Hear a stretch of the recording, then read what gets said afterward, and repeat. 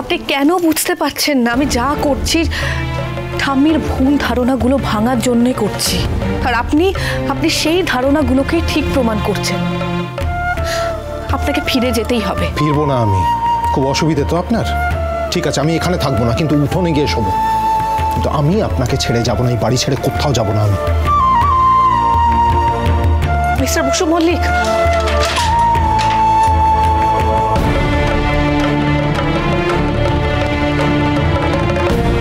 ওনাকে কিভাবে বোঝাবো? উনি যদি আমার পাশে থাকেন তাহলে ঠাম্মি রাগ করবেন। ওনার রাগ না জানি কোন ভুল পথে ওনাকে চালনা করবেন, পথ আরো কঠিন করবে।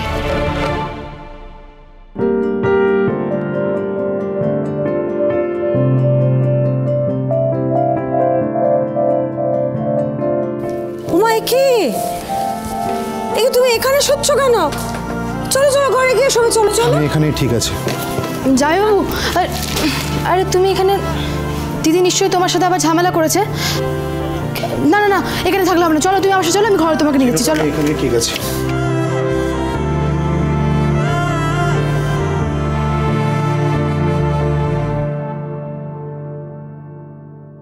এসব কি করছিস তুই বলতো?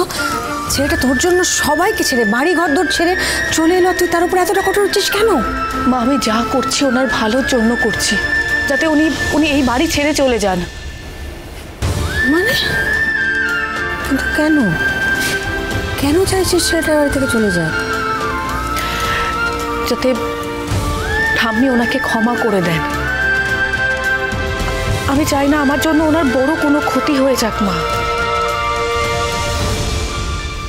এটাও কি একরকমের ভালোবাসা, যার জন্য সব কিছু ত্যাগ করা যায়? দুজনেই দুজনের ভালোর জন্য জেদ ধরে বসে আছে। আচ্ছা, এরকম ভালোবাসা কি আমার জীবনেও কোনোদিন আসবে?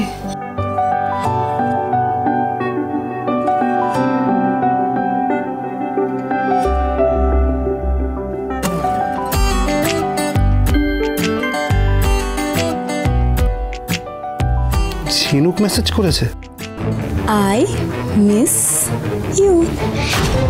Miss you, miss you two.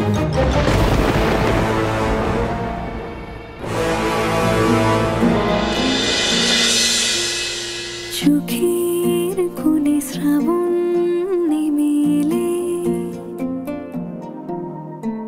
মেঘের ব্যথা কুড়োয় একা মন, স্মৃতির সুতো অলস আলো মেঘে ওড়াই সাত রঙা ইচ্ছে ঘড়ি সারাক্ষণ। কখনো মাঝ পথে ভুলের অজুহাতে দু চোখে ধরা যদি দেয় দু চোখ, হাঁটবো খালি পায়ে শহরে কবিতায় ডানায় আদরে। শুভ বিবাহ সোম থেকে রবি প্রতিদিন রাত ৯টায় স্টার জলসায় ও ডিজনি প্লাস হটস্টারে।